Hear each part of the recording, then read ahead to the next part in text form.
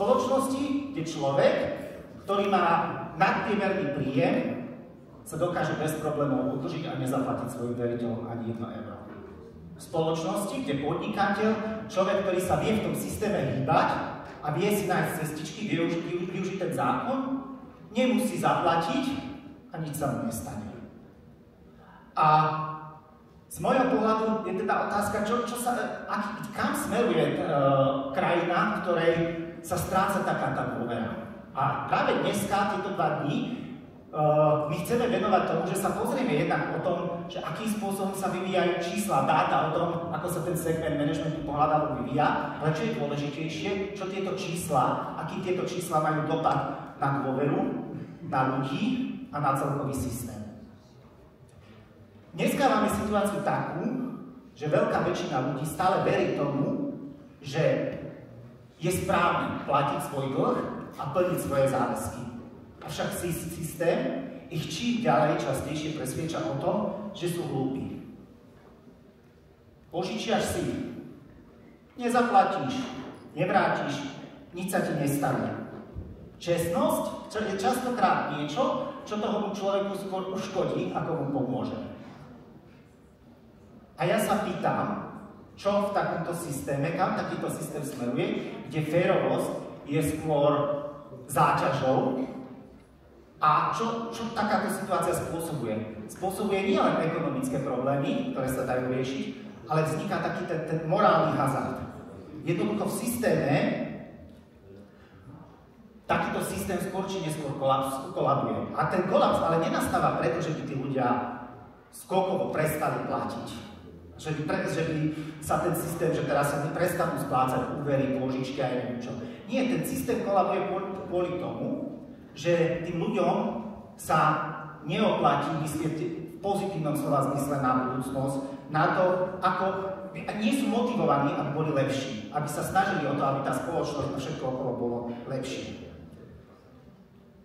Nie len náš segment, a ja to často hovorím, a celá spoločnosť sa v posledných rokoch mení čím ďalej, tým rýchlejšie. Ona sa nemení pomaly, ona sa nemení z kvartálu na kvartál. Ona sa mení rýchlo, mení sa brutálne rýchlo.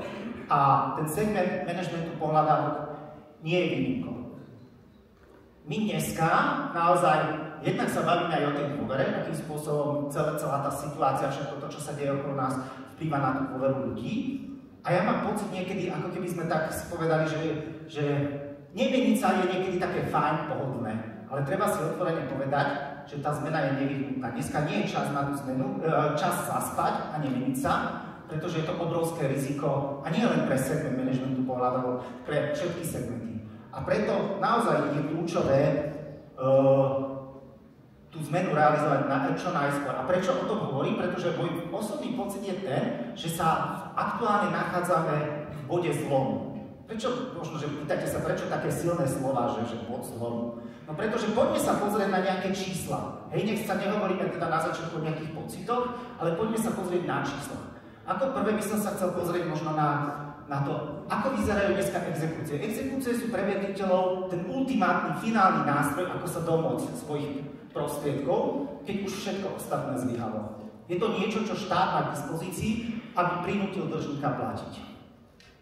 A sme v stave, keď sa bavíme o efektivite, a môžete so mnou diskutovať, čo je efektivita exekúcií. Z môjho pohľadu ako veriteľa, človeka, ktorý dal vymôcť finančné prostriedky, finančnú pohľadávku a exekútorovi, je to jednoznačne, koľko sa podarilo vymôcť. Ak sa na to pozrieme z tohto pohľadu, z pohľadu súkromných veriteľov, tie exekúcie zlyhávajú čím ďalej tým viac.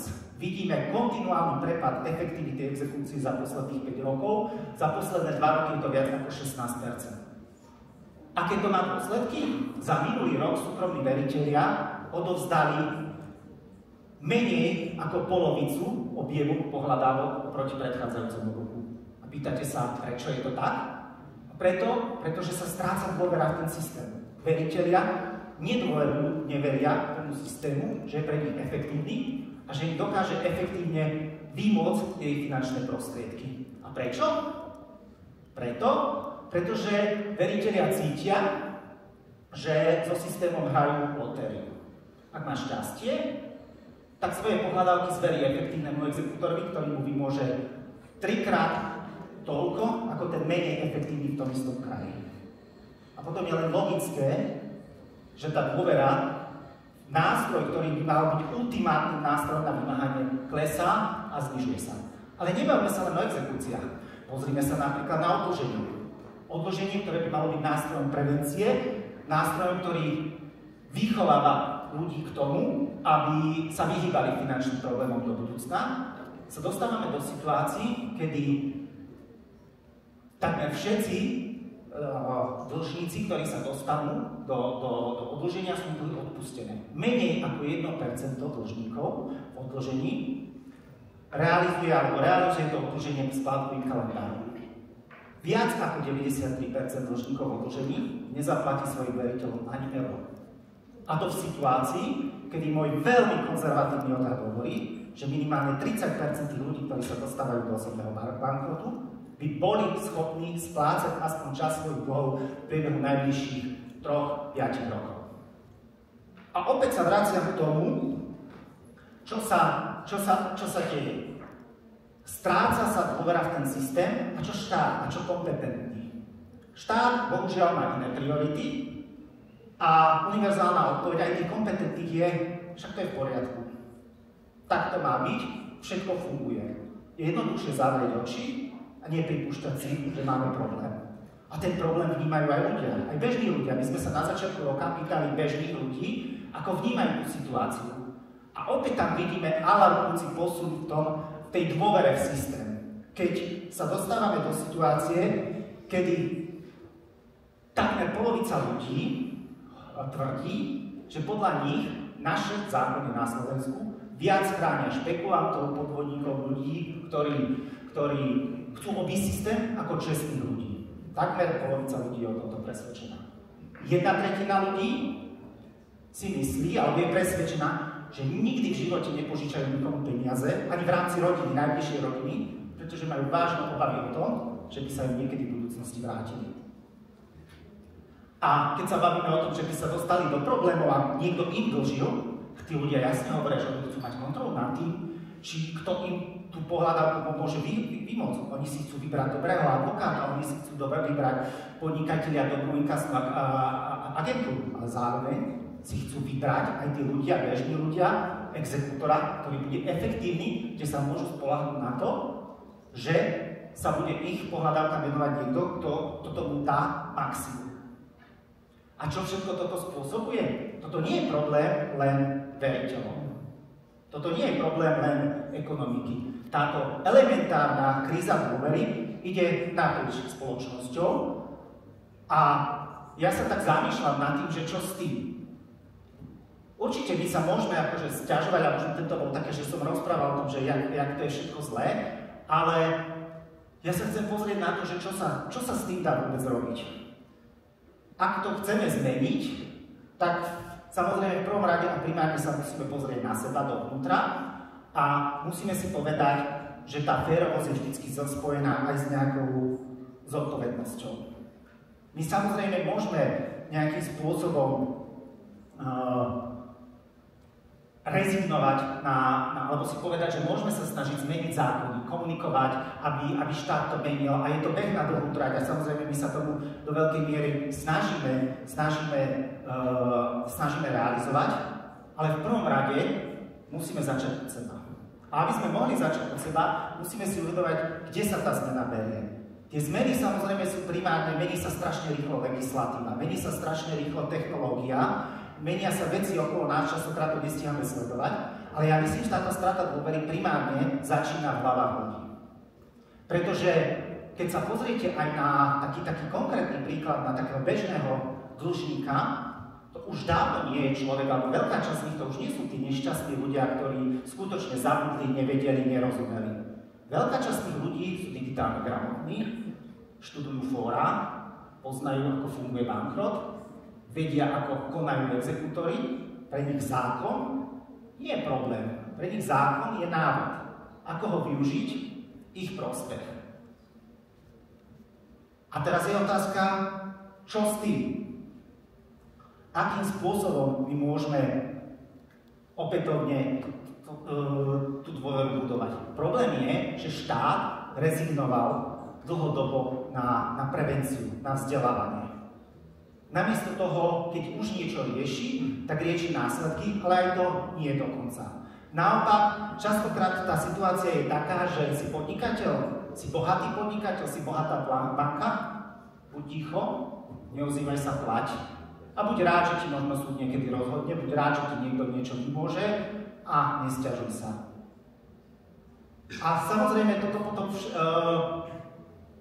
vplýva na tú obojstrannú dôveru. Ale práve ja sa chcem možno od tohto odpichnúť a potom ten veriteľ samozrejme hrá ruletu so systémom a sám si tiež povie, že nebude ďalej riešiť a na konci dňa to potom opäť platia a zaplatia tí poctiví. A ja sa zamýšľam nad tým, ako z tohto von.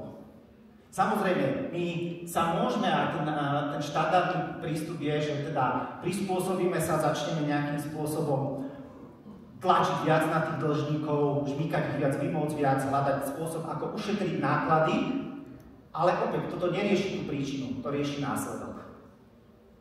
A z môjho pohľadu je teda veľmi kľúčové sa pozrieť na to, akým spôsobom, možno aj my, a poďme sa pozrieť možno trošku aj naspäť, či tá situácia, lebo ja som sa zamýšľal aj nad tým, že tá situácia možno je aj dôsledkom nejakej minulosti. Že v minulosti práve tá férovosť, čestnosť, aj my možno ako inkasné kancelárie sme s tým mali možno problém.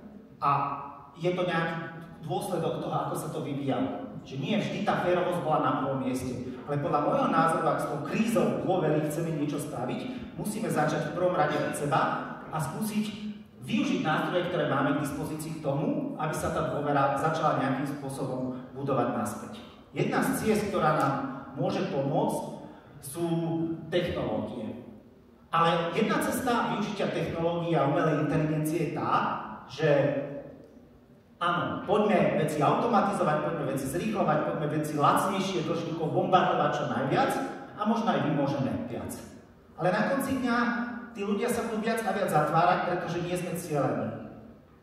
Podľa mňa lepšia cesta, existuje iná cesta. Lepšia cesta je využitie technológie na to, aby sme dokázali lepšie pochopiť tú druhú stranu. Využiť technológie tam, kde možno my nemáme takú kapacitu ako ľudia na to, aby sme dokázali byť adresní na toho jednotlivého človeka. Pretože ak máte viacero zákazníkov, veľké množstvo zákazníkov, je veľmi ťažké byť adresný a prispôsobiť ten svoj proces práve tomu jednému konkrétnemu človeku.